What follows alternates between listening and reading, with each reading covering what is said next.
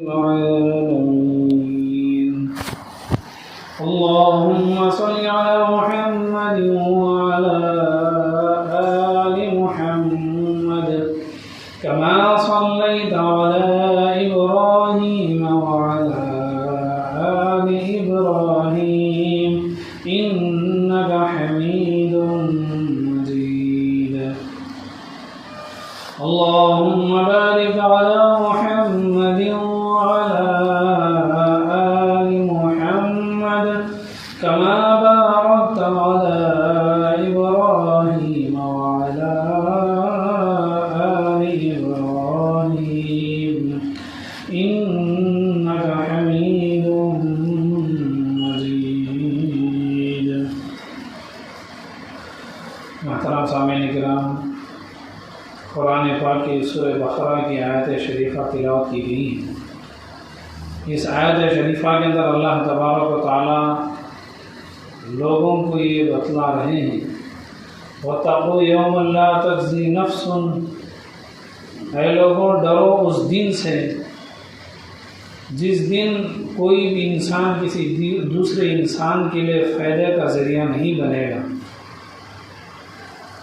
وَلَا يُقْبَلُ مِنْهَا شَفَاعَةٌ، اور نہ ہی شفاعت قبول کی جائے گی. شفاعت جیسے دنیا میں کسی کا کام ہونا ہے، کام کرانا ہے تو کسی کے ریکمنڈ سے، کسی کی درخواست سے، کسی کی بات چیت سے وہ کام ہو جاتا ہے.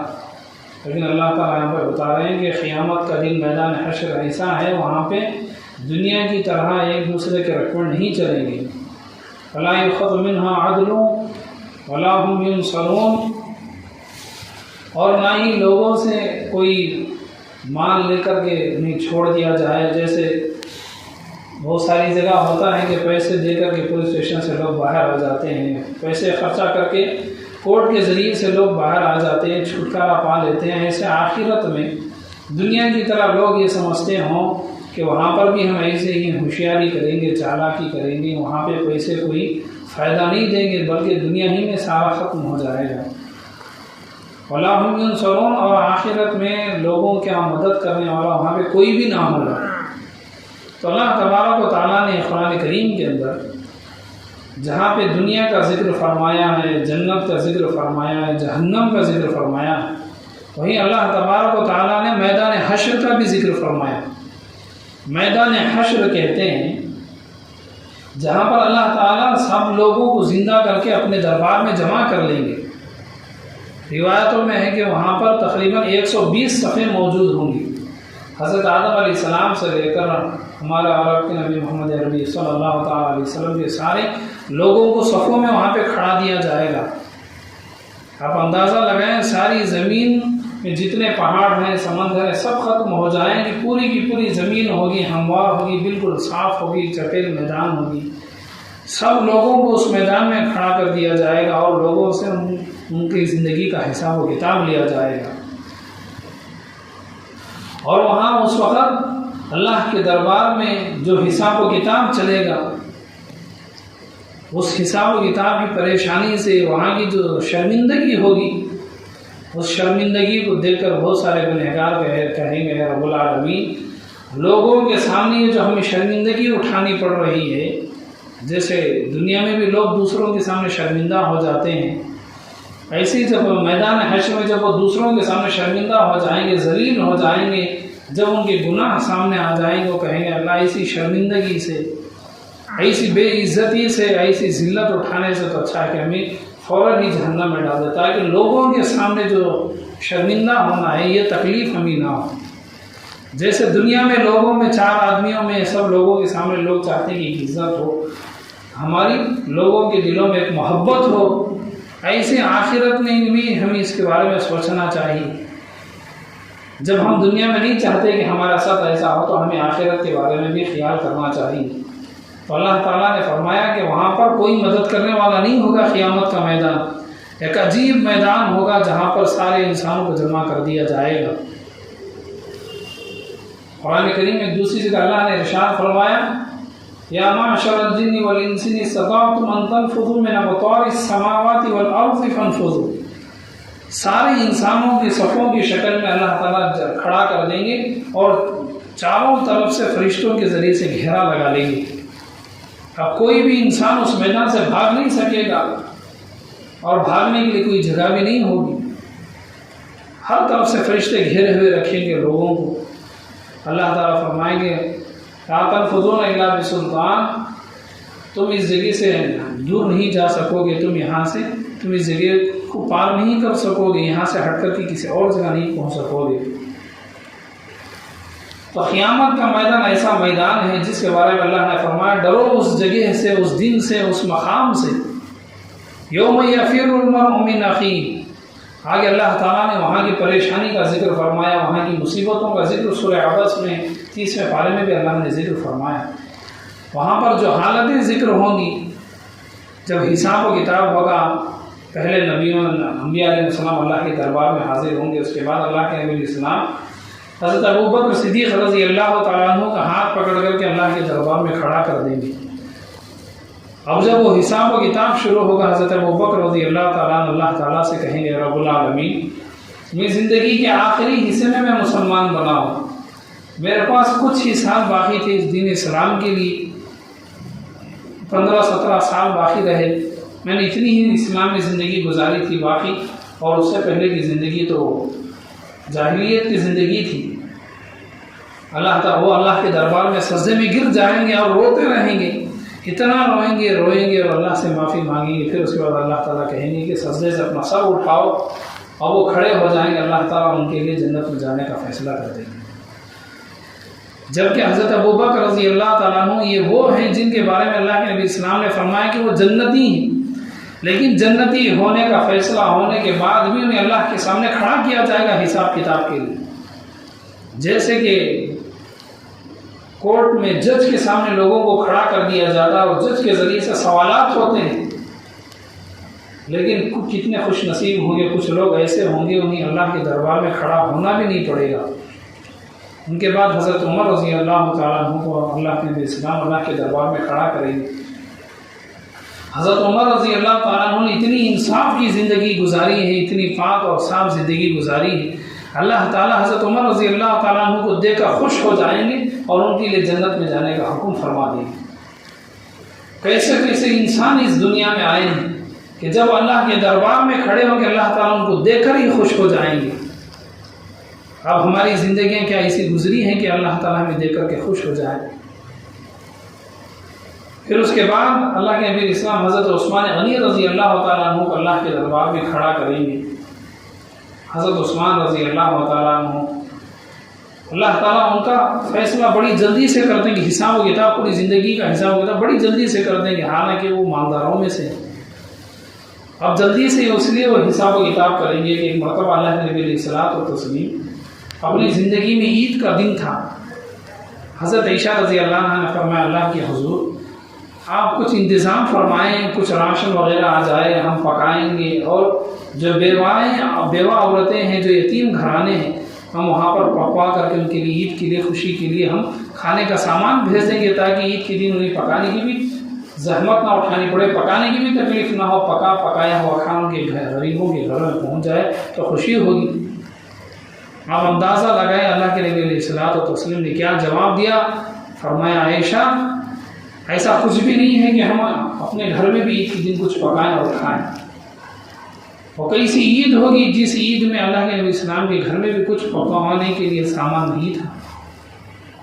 ایسی زندگی گزار کر کے انبیاء علیہ الصلوۃ والتسلیم اس دنیا سے گئے ہیں، لیکن ہماری عیدوں کو بھی تو دیکھیں، کتنی اچھی عیدیں ہماری ہوتی ہیں، کپڑے نئے کپڑے بچوں کے ہوتے ہیں، گھر میں سب لوگوں کے نئے کپڑے ہوتے ہیں، خوشی کا ماحول ہوتا ہے، اچھے پکوان پکائے جاتے ہیں، مزیدار پکوان پکائے جاتے ہیں، لیکن نبیوں کے گھرانوں کی جو حالت تھی وہ عجیب قسم کی حالت تھی، ہم لوگ سنبھال بھی نہیں سکتے ایسی عید ہم نے کیا اپنی زندگی میں ایسی بھی عید گزاری ہے جس عید میں ہمیں کچھ پکانا بھی نہ ہوا، کچھ پکوان ہی نہیں عید کے دن۔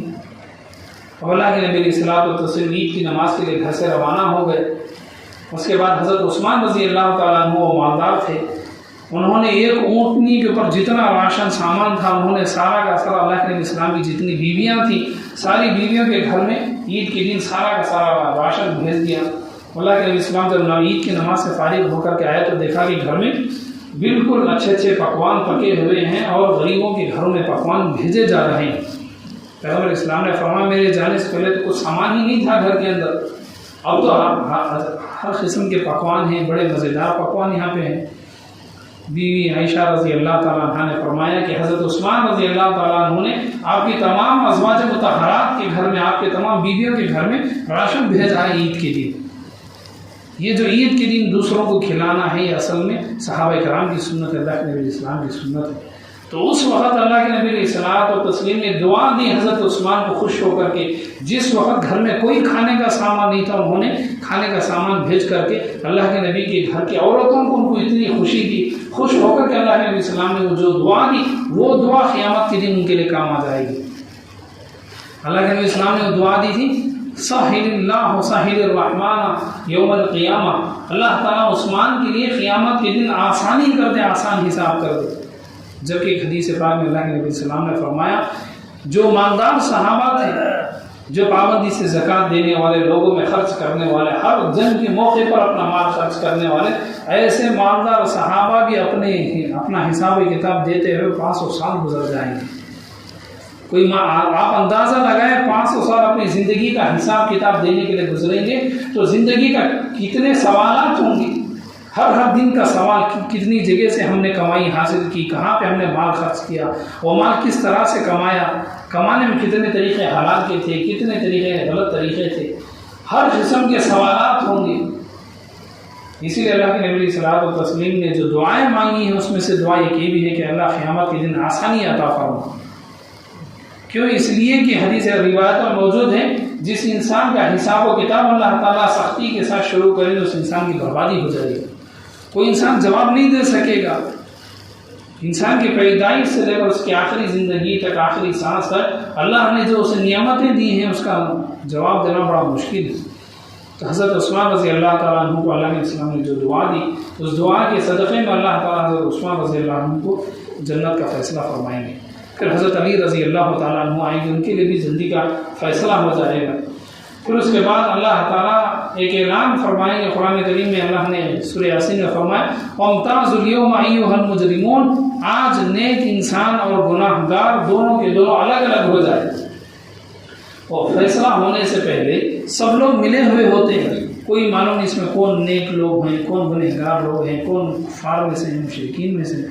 لیکن جیسے اللہ کی طرف سے اعلان ہوگا وَامْتَازُوا الْيَوْمَ أَيُّهَا الْمُجْرِمُونَ، اے گنہگاروں تم الگ ہو جاؤ نیک لوگوں سے، اس وقت تمام کے تمام کافر اور تمام کے تمام مشرکین الگ ہو جائیں گے اور نافرمان الگ ہو جائیں گے۔ بعض کتابوں میں موجود ہے کہ اس وقت چوروں کی الگ صف ہوگی، زانیوں کی الگ صف ہوگی، جو گنہگار ہوں گے ان کی الگ صفیں ہوں گی، نیک لوگوں کی الگ صفیں ہوں گی۔ تو اس وقت لوگوں کو معلوم ہو جائے گا کہ کون نیک لوگ موجود ہیں اور کون گنہگار ہیں۔ لیکن اللہ کا شکر ہے کہ اللہ نے دنیا میں ہمارے گناہوں پہ پردہ ڈال دیا ہے۔ اللہ نے دنیا میں کوئی فیصلہ نہیں کیا کہ کون گنہگار ہیں کون جنتی ہیں۔ اگر دنیا میں فیصلہ کر دیتے لوگوں کا جینا مشکل ہو جاتا۔ حضرت موسیٰ علیہ السلام کی امت پر اللہ نے یہ فیصلہ کر دیا تھا جو بھی وہ گناہ کرتے ان کے گھر کے دروازے پر صبح میں غیب سے اللہ کی طرف سے لکھا ہوا ہوتا کہ اس آدمی نے آج یہ گناہ کیا۔ آپ اندازہ لگائیں گھر کے دہلیز پر، گھر کے دروازے پہ لکھا ہوا جاتا کہ اس آدمی نے کیا کیا حرام کاریاں کی ہیں، کیا کیا اس نے گناہ کیے۔ سب لوگوں کو معلوم ہو جاتا ہے کہ یہ آدمی کتنے پانی میں ہے، یہ آدمی کتنے گناہ کے اندر موجود ہے۔ لیکن اللہ تعالیٰ نے اس مشکل سے، اس مصیبت سے، اس بے عزتی سے اللہ نے اس امت کو بچا لیا ہے۔ بڑے سے بڑے گناہ بھی انسان کرتے لیکن اللہ تعالیٰ اسے چھپا دیتے ہیں تاکہ میرا بندہ کبھی نہ کبھی تو مجھ سے معافی مانگ لے، کسی نہ کسی وقت میرے دربار میں ہاتھ اٹھا کے اپنے گناہوں کو یاد کر کے اور میرے سامنے آنسو بہا لے، رو کے دعا میں معافی مانگے، اس بندے کو معاف کرو۔ تو اللہ اتنے رحم دل ہے کہ اللہ تعالیٰ انسان کے گناہوں کو چھپاتے ہیں تاکہ انسان معافی مانگتا رہے اور وقت آنے پر اللہ تعالیٰ سے معافی کا اعلان کرے۔ تو اللہ تعالیٰ قیامت کے دن وہاں پر سب کے سب جتنے نیک لوگ ہوں گے وہ الگ ہو جائیں گے، گنہگار الگ ہو جائیں گے۔ دنیا میں اللہ کا فضل ہے کہ اللہ نے ہمیں چھپا دیا ہے، ہماری برائیاں، ہمارے جتنے گناہ ہیں اللہ نے تمام کو چھپا دیا۔ اگر یہ دنیا میں ظاہر ہو جائے تو کوئی سلام بھی نہیں کرے گا، کوئی عزت بھی نہیں دے گا۔ تو قیامت کے دن اس وقت جو گنہگار ہوں گے وہ کہیں گے اے اللہ گنہگاروں کے ساتھ کھڑے ہونے سے جو شرمندگی ہے، جو یہ بے عزتی ہو رہی ہے، اس بے عزتی سے بہتر ہے کہ ہمیں جہنم میں پھینک دیں۔ اسی لیے اللہ کتابوں میں لکھا ہے کہ انسان جب دعائیں مانگتے ہیں تو وہ دعا مانگے اللہ جیسے آپ نے دنیا میں ہماری ساتھ ستاری کا معاملہ کیا ہے۔ ستار اللہ کا نام ہے، عبدالستار جو نام آتا ہے، ستار کہتے ہیں لوگوں کے گناہوں کو چھپانے والے خدا، لوگوں کی غلطیوں کو چھپانے والے خدا۔ جیسے اے اللہ جیسے آپ نے دنیا میں ہمارے گناہوں کو چھپایا ہے، ایسے آخرت میں بھی ہمارے گناہوں کو چھپا دے۔ وہاں پر سب لوگوں کے سامنے حساب کتاب لیا جائے گا، جیسے کورٹ میں سب لوگوں کے سامنے نام پکارا جاتا ہے کہ کس نے چوری کی ہے، کس نے کس کا مرڈر کیا ہے، کس نے کسی کو جان سے مار دیا۔ باقاعدہ وہاں پہ فیصلہ ہوتا ہے کہ اس نے چوری کی، اسے اتنے سالوں کی سزا ہوگی، اسے اتنے سالوں کی جیل ہوگی، اسے موت کی سزا ہوگی، اسے پھانسی کی سزا ہوگی۔ ایسے اللہ کے دربار میں بھی سب لوگوں کے سامنے فیصلہ لیا جائے گا۔ تو وہ جو بے عزتی ہے لوگ کہیں گے اللہ اس بے عزتی سے بہتر ہے کہ ہمیں جہنم میں ڈال دے، ہم لوگوں کے سامنے شرمندہ نہیں ہونا چاہتے۔ جیسے دنیا میں سب لوگوں کے سامنے ایک عزت ہوتی ہے، ایسے قیامت میں بھی عزت ہوتی ہے۔ تو میرا اللہ تعالیٰ نیک لوگوں کو الگ کر دیں گے اور کافروں کو الگ بنا دیں گے اور گنہگاروں کو الگ کر دیں گے۔ اللہ کے نبی اصلاح و تسلیم نیک لوگوں کو لے کر کے وہاں سے پل صراط پر سے گزریں گے۔ جن لوگوں کے پاس جتنی زیادہ نیکیاں ہوں گی ان کے لیے پل صراط پر سے جانا اتنا ہی آسان ہو جائے گا۔ حدیث روایات میں موجود ہے کچھ لوگ بجلی کی طرح گزر جائیں گے۔ جب بجلی آتی ہے کب آئی اور کب چلی گئی معلوم نہیں۔ جب بجلی آسمان سے زمین پہ گرتی ہے تو ہم اس کا حساب کتاب ہی نہیں لگا سکتے کہ کتنی تیزی کے ساتھ وہ زمین پہ آ کے گر گئی، یعنی اتنی آسانی کے ساتھ اتنی جلدی سے وہ اس راستے کے اوپر سے چلے جائیں گے۔ کوئی دنیا کی طرح لمبا چوڑا راستہ نہیں، بلکہ وہ پل صراط تلوار سے زیادہ تیز اور جو انسان کا بال ہے اس سے بھی باریک ہوتا ہے۔ اس پر پیر رکھے تو سارا انسان آدھا کا آدھا اس میں کٹ جائے گا۔ ایسے راستے سے وہاں بھی گزر کر کے جنت میں جانا ہوگا۔ جو نیک لوگ ہوں گے ان کی نیکیاں انہیں بجلی کی طرح وہاں سے لے کر کے چلی جائیں گی۔ جن کے پاس اتنی زیادہ نیکیاں نہیں ہیں، جن کے پاس اس سے بھی کم ہیں، وہ جس طرح سے گھوڑا بھاگتا ہے، گھوڑے کی رفتار جو ہوتی ہے جیسے کہ 100 کی اسپیڈ ہو، 120 کی اسپیڈ ہو، اس طرح سے وہ ان کی نیکیاں انہیں لے کر کے چلی جائیں گی۔ پھر جن کے پاس اس سے بھی کم نیکیاں ہوں گی ان کی نیکیاں ہوں گی جیسے کہ انسان اگر بھاگنے لگے تو ایک انسان زیادہ سے زیادہ بھاگنے کی جو اسپیڈ ہوتی ہے، اس کی رفتار ہوتی ہے، اس حساب سے اس کی نیکیوں سے لے کر کے جائیں گے۔ جو دنیا میں لوگ قربانیاں دیتی ہیں یہ جانور قیامت میں اللہ کے دربار میں وہ پل صراط پر وہ ان کے پر لوگ بیٹھیں گے، وہ ہوا میں اڑتے ہوئے انسانوں کو وہاں سے لے جائیں گے۔ تو دنیا میں بہت ساری نیکیاں ایسی ہیں جو پل صراط کی پریشانی سے بچانے کا ذریعہ بنتی ہیں، ان میں سے قربانی بھی ایک ہے۔ لیکن قربانی کے وقت میں لوگ جن کو اللہ نے مال دیا ہے، دولت دیا، لیکن قربانی کرنے سے پیچھے چلے جاتے ہیں۔ یہی قربانیاں پل صراط کے راستے پر ان کے لیے آسانی کا راستہ وہ بنائے جاتے ہیں۔ پھر اس کے بعد کچھ لوگ جیسے چلتے ہوئے جاتے ہیں اس طرح سے ان کی نیکیاں انہیں دیر سے لے کر کے جائیں گے۔ اگر کوئی انسان جانے والا گاڑی میں جائے تو اسے کئی گھنٹے سفر لگیں گے۔ اگر کوئی پلین کے ذریعے سے سفر کرے، یہاں سے اگر حج کو جانا ہے، اگر گاڑیوں کے ذریعے سے زمین سے سفر کریں تو تقریباً مہینہ پانی کے جہاز سے بھی اگر سفر کریں گے 8-10 دن 15 دن لگ جائیں گے۔ لیکن اگر وہی فلائٹ کے ذریعے سے سفر کریں گے، سوار ہوں گے تو 5-6 گھنٹے میں وہاں پہ پہنچ جائیں گے۔ اس طرح سے جن لوگوں کے پاس جتنی زیادہ نیکیاں ہوں گے وہ پل صراط کا راستہ اتنی آسانی سے پار ہو جائے گا، اور جن کے پاس جتنی نیکیاں کم ہوں گی ان کا راستہ اتنی ہی دیر سے وہاں پہ گزرے گا۔ اور کئی لوگ وہاں پہ جب چلیں گے تو کٹ کر کے وہ دوزخ میں اندر نیچے دوزخ میں چلے جائیں گے۔ تو اسی لیے جتنی دعائیں اللہ کے نبی اسلام نے مانگی ہیں اس میں سے دعا ہے میدان حشر کے عذابات سے، پل صراط کی سختی سے، قبر کی سختی سے اللہ کے نبی اسلام نے دعائیں مانگی۔ پھر اس کے بعد اللہ کے اسلام بہت سارے مسلمانوں کو لے کر کے جنت کی طرف چلے جائیں گے۔ تو قیامت کے میدان کا یہ جو میدان حشر کا جو منظر ہے، اس کی جب شروعات ہوگی، جب اللہ تعالیٰ سارے لوگوں کو خبروں سے زندہ کر کے کھڑا کریں گے، اللہ تعالیٰ اتنے غصے میں ہوں گے، اتنے جلال میں ہوں گے۔ وَإِذَا الرُّسُلُ أُقِّتَتْ، قرآن کریم میں اللہ نے فرمایا اللہ تعالیٰ کے غصے کو دیکھ کر، اللہ تعالیٰ کے جلال کو دیکھ کر اللہ کے رسول بھی وَإِذَا الرُّسُلُ أُقِّتَتْ، اللہ کے رسول بھی جو کھڑے ہیں وہ بھی نیچے گر جائیں گے۔ آپ اندازہ لگائیں ایک بڑا آدمی کسی کے ڈر سے خوف سے وہ زمین پہ گرنا ہو تو کوئی معمولی بات نہیں. اللہ کا اتنا ڈر اور خوف ہوگا کہ اللہ کے نبی اور رسول بھی وہ کھڑے ہوئے جو ہیں وہ بھی زمین پر گر جائیں گے, وہ گھٹنوں کے بل زمین پہ وہ بیٹھ جائیں گے, ان کے اندر کھڑنے کی بھی طاقت نہیں. اللہ تعالیٰ کا اتنا جلال ہوگا, اتنا غصہ ہوگا. اب معمولی لوگوں کی کیا حالت ہوگی. اللہ تعالیٰ کے اس غصے کو دیکھ کر, اللہ تعالیٰ کے اس جلال کو دیکھ کر سارے کے سارے حضرت آدم علیہ السلام سے لے کر قیامت تک جتنے مسلمان آئیں گے سارے کے سارے مسلمان ایک جگہ جمع ہو جائیں گے اور سارے مسلمان آپس میں مل کر کے فیصلہ کریں گے کہ آج اللہ تعالیٰ اتنے غصے میں ہیں کہ ہم اللہ کے دربار کے سامنے جا نہیں سکتے, اللہ کے سامنے ہم حساب کتاب نہیں دے سکتے, اس لیے ہم نبیوں کے پاس جا کر کے ہم اپنی سفارش کرائیں گے, ریکمینڈ کرا کر کے ہم ہمارے لیے جنت کا راستہ بنا دیں گے.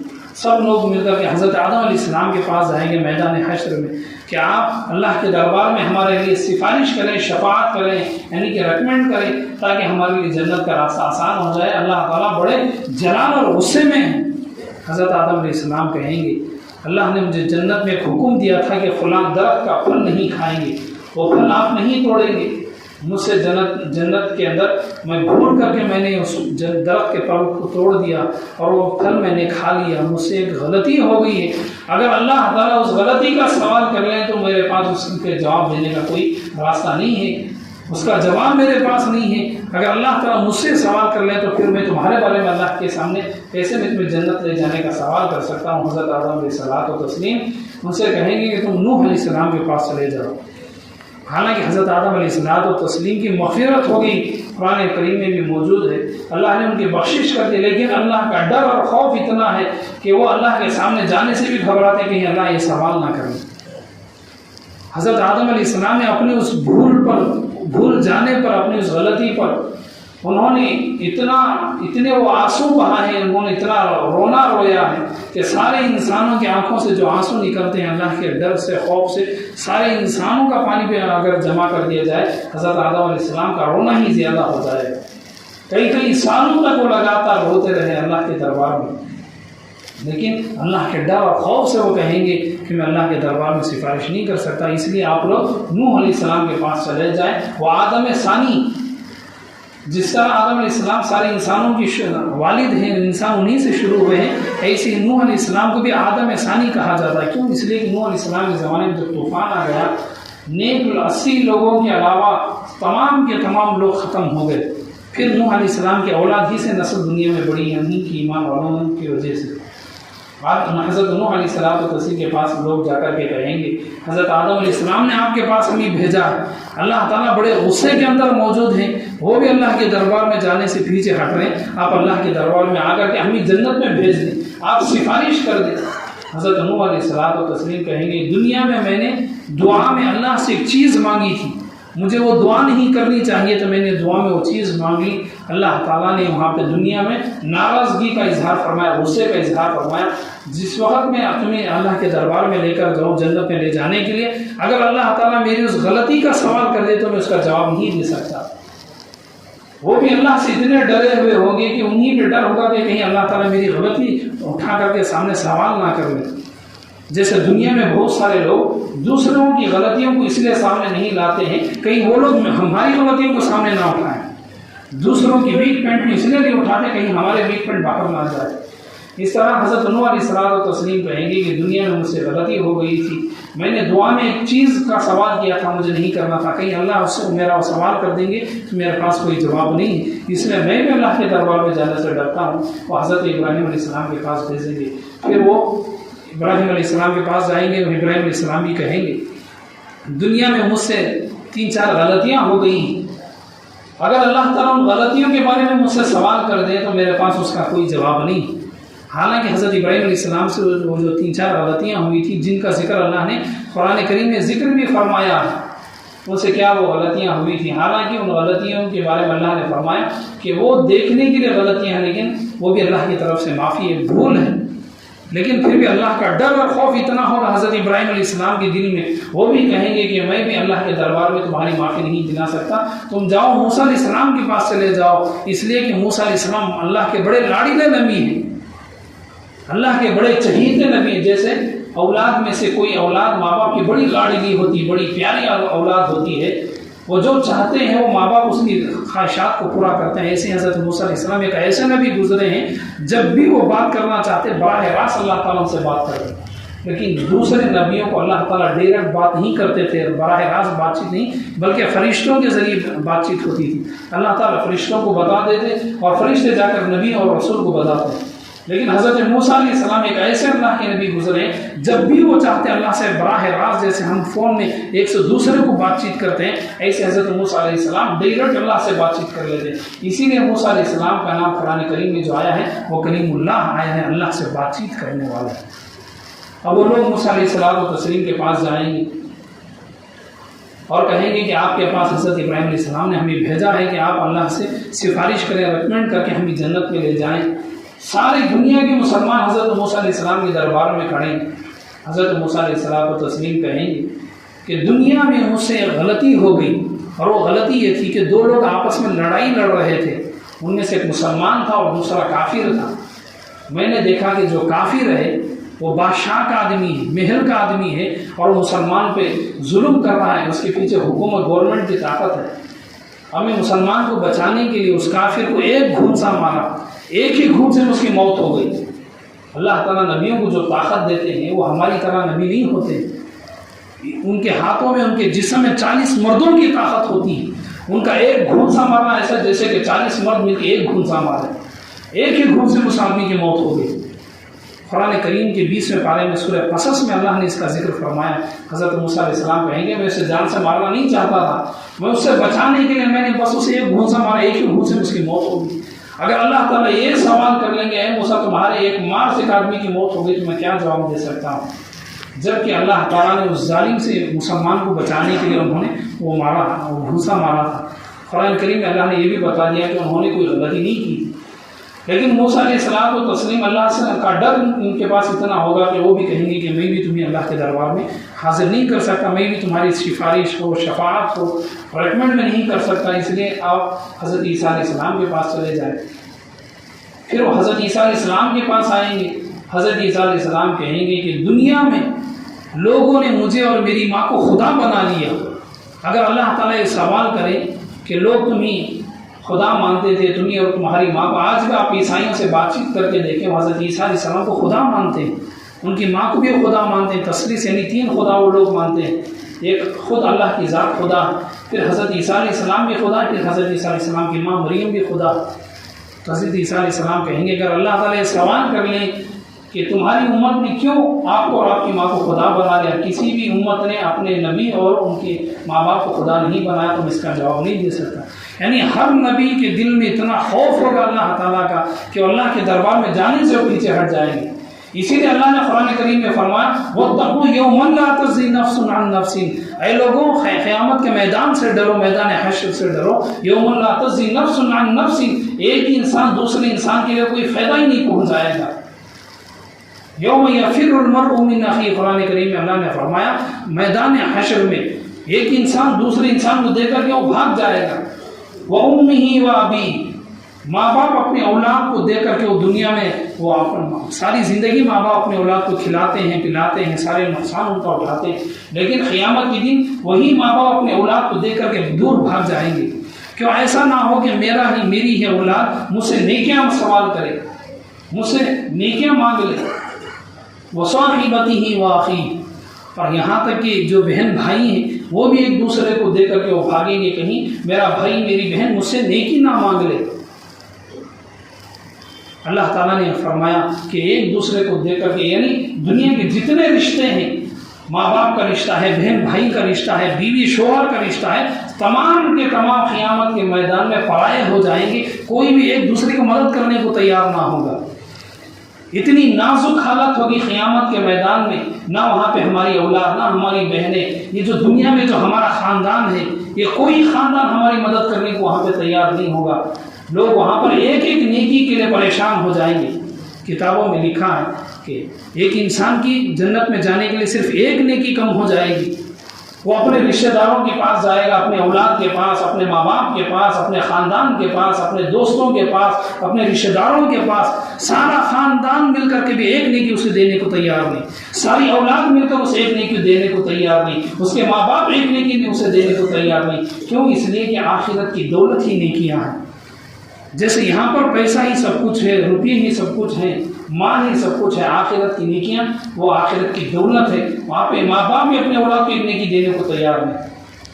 سارے میدان میں وہ اپنے دوستوں سے، جان پہچان کے لوگوں، سب لوگوں سے مل لے گا، کوئی انسان کو اسے ایک نیکی نہیں دے گا۔ تب انسان کو احساس ہوگا کہ ایک نیکی کی کیا قیمت ہوتی ہے۔ جس ایک نیکی کے لیے اس کے اولاد اسے چھوڑ دے، اس کا خاندان اسے چھوڑ دے، اس کے رشتہ دار اسے چھوڑ دے۔ اسی لیے کتابوں میں موجود ہے کہ انسان کسی بھی نیکوں کو حقیر نہ سمجھے، کسی بھی نیکی کے کام کو وہ کم نہ سمجھے۔ کیوں؟ اس لیے کہ بہت ساری نیکیاں دیکھنے میں چھوٹی ہوتی ہیں، اللہ تعالیٰ انہی نیکیوں کے صدقے میں لوگوں کو جنت میں بھیج دیتے ہیں۔ ساری نیکیاں ہو گئی، صرف ایک نیکی کم ہے، جنت میں جانے کے لیے ایک نیکی کی ضرورت ہے، لیکن اس ایک نیکی کی کمی کی وجہ سے جنت میں داخل نہیں ہو سکتا۔ قرآن کریم میں اللہ تعالیٰ نے میدان حشر کا جو ذکر فرمایا ہے، یوم لا تجزی نفس عن نفس، ایک انسان کسی بھی انسان کے لیے وہاں پہ فائدہ نہیں پہنچائے گا، ولا شفاعت، اور نہ کوئی انسان دوسرے انسان کی مدد کرے گا۔ وہاں پر آخر میں مجبور ہو کے لوگ اللہ کے نبی علیہ الصلوۃ والتسلیم کے دربار میں آئیں گے، اللہ کے نبی علیہ الصلوۃ والتسلیم اللہ کے دربار میں جا کر کے ایک لمبا سجدہ کریں گے۔ وہاں پہ لوائے حمد ہوگا اللہ کے نبی علیہ السلام کے پاس، ایک جھنڈا ہوگا، اللہ کے نبی علیہ السلام سجدے میں روتے رہیں گے، پھر اللہ کی تعریف کریں گے، حمد و ثنا کریں گے، اور اس کے بعد اللہ کے دربار میں اپنے ایمان والوں کو جنت میں لے جانے کے لیے وہ بخشش کریں گے، شفاعت کریں گے، سفارش کریں گے۔ اللہ کے نبی کے صدقے میں بہت سارے ایمان والے، بہت سارے مسلمانوں کو جنت میں جانے کا موقع ملے گا۔ تو وہ قیامت کا جو میدان ہے، وہاں پر انسانوں کی زندگی کا سب حساب و کتاب ہوگا۔ جوانی کا سوال ہوگا کہ جوانی کی طاقت کہاں پہ خرچ کی، جوانی کی طاقت حلال جگہ میں خرچ ہوئی، حرام جگہ میں خرچ ہوئی، ہم نے مال کہاں سے کمایا تھا، کہاں خرچ کیا تھا، اور بہت سارے وہاں پہ سوالات ہوں گے۔ مشہور سوالات 5 ہیں، اس کے علاوہ بھی بہت سارے وہاں پہ سوالات ہوں گے۔ تو بہرحال جب ہم دعا مانگتے ہیں تو اللہ سے ہمیں یہی دعا مانگنا چاہیے کہ اللہ قیامت کے میدان میں جو زندگی کا، پوری زندگی کا حساب و کتاب ہوگا، اس میں ہمارے لیے آسانی کر دے، بلکہ بغیر حساب کتاب کے ہمیں جنت میں داخل کر دے۔ حدیث پاک میں موجود ہے کہ لوگوں میں سے، مسلمانوں میں سے ایک جماعت اٹھے گی، نہ ان سے اللہ تعالیٰ کوئی سوال پوچھیں گے، نہ ان کی زندگی کا حساب ہوگا، کتاب ہوگا۔ وہ جماعت اٹھے گی، فوراً اٹھ کر کے وہ جنت میں چلی جائے گی۔ یہ وہ جماعت ہوگی جنہوں نے زندگی میں صبر کیا تھا، مصیبتوں پہ صبر کیا تھا، بیماریوں پہ صبر کیا تھا، تکلیفوں پہ صبر کیا تھا۔ صبر کرنے کی وجہ سے اللہ تعالیٰ انما یوفی الصابرون، اللہ تعالیٰ نے قرآن کریم میں ایک جگہ ارشاد فرمایا کہ صبر کرنے والوں کو بغیر حساب و کتاب کے لیے ثواب ملے گا، بغیر حساب کتاب کو جنت میں چلے جائیں گے۔ تو بہرحال یہ قیامت کا میدان بڑا عجیب میدان ہے۔ ہمیں کبھی کبھی آخرت کے بارے میں بھی سوچنا چاہیے، جیسے ہم اپنی زندگی کے، آنے والی زندگی کے بارے میں سوچتے ہیں، ایسی قیامت کی زندگی کہ ہماری آنے والی زندگی۔ اللہ تعالیٰ تمام کو ہماری توفیق عطا فرمائے۔ آمین۔ وآخر دعوانا الحمد للہ رب العالمین۔